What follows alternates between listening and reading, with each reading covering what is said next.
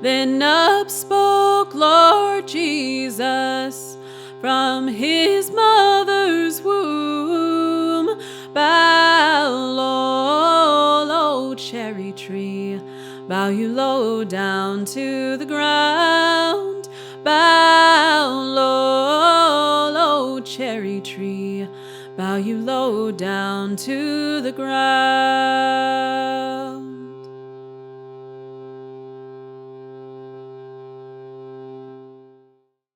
The Cherry Tree Carol is a song with vivid imagery and high emotions. In this ballad, the Virgin Mary and her fiancé Joseph are walking through an orchard together. Mary sees a cherry tree and asks Joseph to pick some cherries for her. She's pregnant and she's hungry. This is news to Joseph, though, the pregnancy thing. He didn't know about it, so he's kind of pissed off. He says to Mary, "Let the father of the baby gather cherries for you." He laid it out there. But no worries. Jesus, listening from the womb, speaks to the cherry tree and commands it to bow down, while Mary gathers cherries and Joseph stands there, probably carefully recalculating the situation.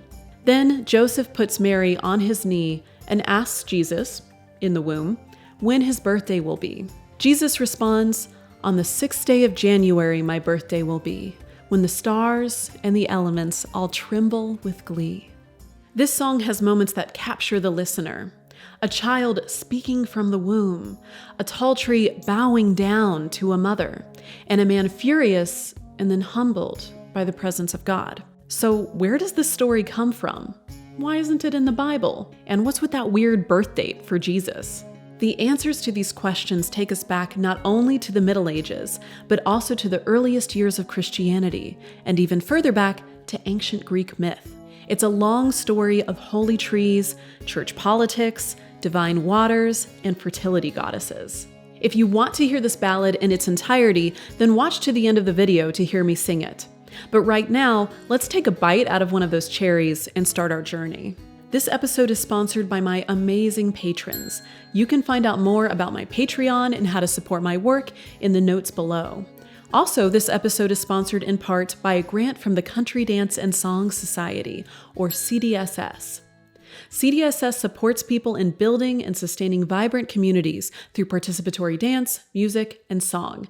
You can find out more at cdss.org.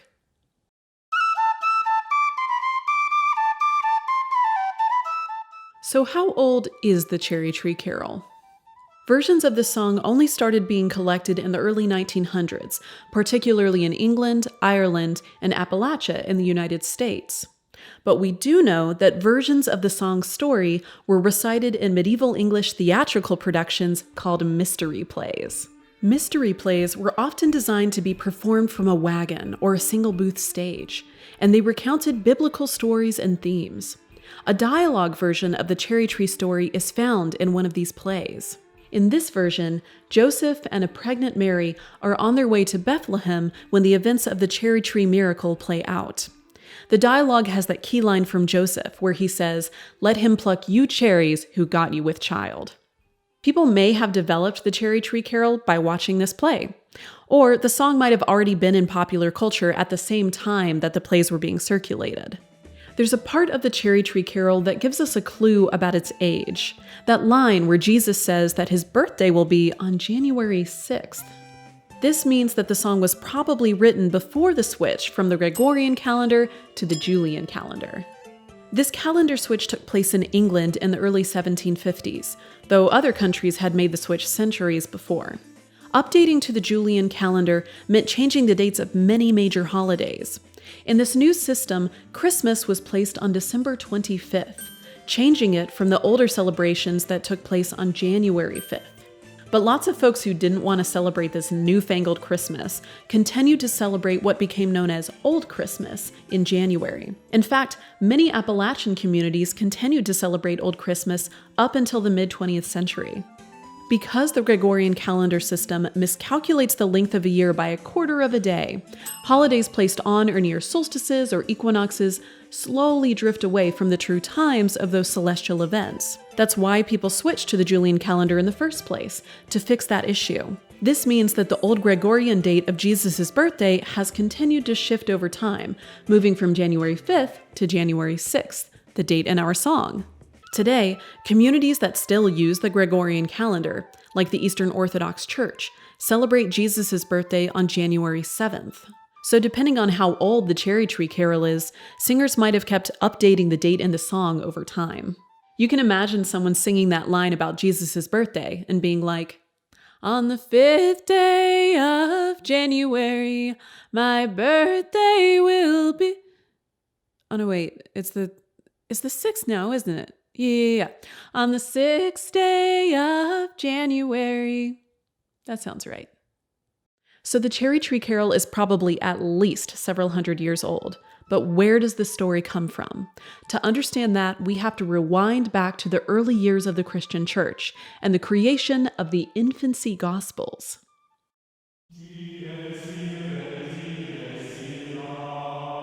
For several hundred years after Jesus' life and death, authors were recording lots of stories about the Holy Family, Jesus' life, and his teachings, and it was yet to be determined which of these stories would become church doctrine and which wouldn't make the cut. Amongst these writings were what are now called the infancy Gospels, stories mostly concerned with the life of Mary, Jesus' birth, and his childhood. The earliest known version of the cherry tree miracle story comes from these Gospels, and it may not surprise you that the cherry tree in these earlier sources is instead a date palm, a much more desert-loving plant. In the infancy Gospel of Pseudo-Matthew, Jesus has already been born, and the Holy Family is fleeing to Egypt to escape Herod's wrath. The family is hungry and has run out of water, and they rest under a date palm tree.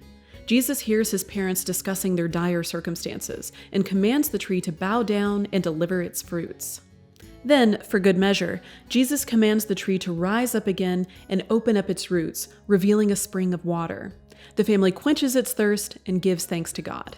Parts of the infancy Gospel of Pseudo-Matthew were translated into English as early as the Anglo-Saxon period, and it's easy to imagine how medieval storytellers adapted the date palm tree to become a tree they all recognized and valued, the cherry tree with its sweet fruits. All right, and that's the whole history behind this song. Oh wait, it's not. We could say that the infancy Gospels are where the cherry tree story originates, but in some ways that's not true. Because the essential images in this story, the Holy Mother and her divine Son, the date palm tree, and that spring of water, those go back much further in time.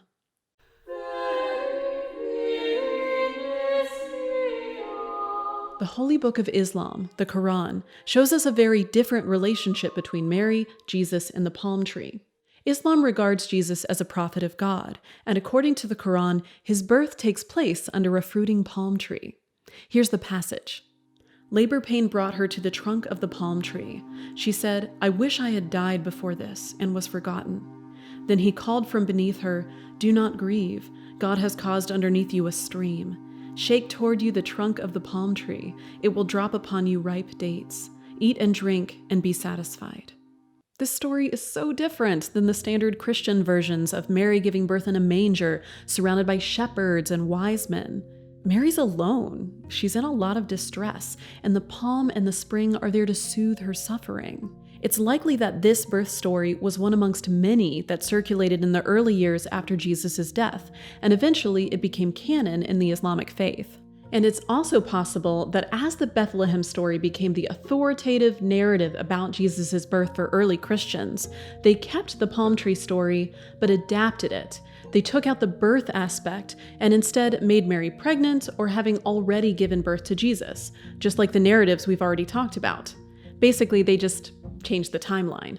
And it's also very possible that the palm tree birth narrative borrows from an ancient source, the story of the Greek goddess Leto giving birth to the god Apollo, a deity of sun and light. Greek myth recalls that Leto, a fertility goddess and titan, was made pregnant by the god Zeus in one of his many famous affairs. Zeus's wife, Hera, who was unfairly angry at Leto instead of Zeus, decreed that Leto would not be able to give birth on any land. But eventually, Leto found the floating island of Delos and sat down by the stream of Inopus to give birth. And she loosed her girdle and leaned back her shoulders against the trunk of a palm tree, oppressed by grievous distress, and the sweat poured over her flesh like rain. And she spake in her weakness, Why, child, dost thou weigh down thy mother? There, dear child, is thine island, floating on the sea. Be born, my child, and gently issue from the womb. So here we have the divine mother of a divine son giving birth next to a stream under a palm tree. Like Mary in the Quran, Leto is also in a lot of distress. Is this a coincidence? Probably not. This story was widely known in the Hellenistic and Roman worlds. It's possible that early church leaders or converts familiar with this story adapted its iconography to place Jesus in a recognizably divine context. In some ways, it's remarkable that elements of this ancient story have survived for so long, through thousands of years of storytelling, through the transition from paganism to monotheism. But in some ways, it's not that remarkable, because so much of what we recognize as sacred stays the same. The fruiting tree, the mother, the newborn child, these are ancient and recognizable symbols of miraculousness, life, and fertility. Leto and her virgin daughter Artemis were referred to by the Greeks as kyrotrophos, nurturers of children. Here's a depiction of Artemis and her motherly role. Later, in ancient Rome, the equivalent term was Theotokos, Mother of God. The Virgin Mary was eventually given the title of Theotokos as well, and depicted in similar ways to these earlier mother goddesses. Even as paganism was condemned and cast away, the people still needed a divine mother. The palm tree, too, with its life-giving fruits, fibers, and shade, was sacred in the Mediterranean and in the Middle East, perhaps even before the Greeks had their pantheons. The palm remained significant in many biblical texts and easily transitioned to become the cherry tree in Europe, where pre-Christian cultures had also worshipped trees and tree goddesses. And the god of light, the divine son of the Sacred Mother, he's become the most popular of all in the last few thousand years. Historically, the Cherry Tree Carol is sung near Christmas time, and that's a good thing. In the coldest, darkest time of the year, this song promises what we're most desperate for. The fruiting tree, the mother and her promised child, these ancient images offer us abundance, harvest, nurturing, and the return of life. Here's the Cherry Tree Carol, and until next time, be well and sing on.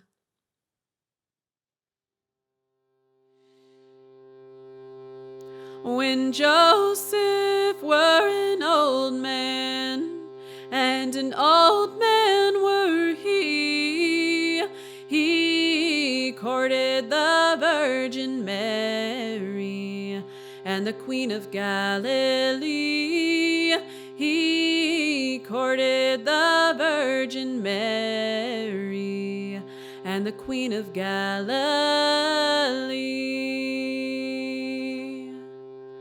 When Mary and Joseph were a-walking one day, here are apples and cherries, so fair to behold. Here are apples and cherries, so fair to behold. Then Mary said to Joseph, unto Joseph said she, Go and gather me some cherries, for I am with child. Go and gather me some cherries, for I am with child. Then Joseph flew in angry, and in angry flew he, said, Let the father of the baby gather cherries for you. Let the father of the baby gather cherries for you. Then up spoke Lord Jesus from his mother's womb. Bow low, low cherry tree, bow you low down to the ground. Bow low, low, cherry tree, bow you low down to the ground. Then the cherry tree bowed low down, all down to the ground. And Mary, she gathered cherries while Joseph stood around. And Mary, she gathered cherries while Joseph stood around. Then Joseph took Mary all on his right knee, said, tell me, pretty baby, when your birthday will be. Tell me, pretty baby, when your birthday will be. On the 6th day of January, my birthday will be, when the stars and the elements all tremble with glee. When the stars and the elements all tremble with glee.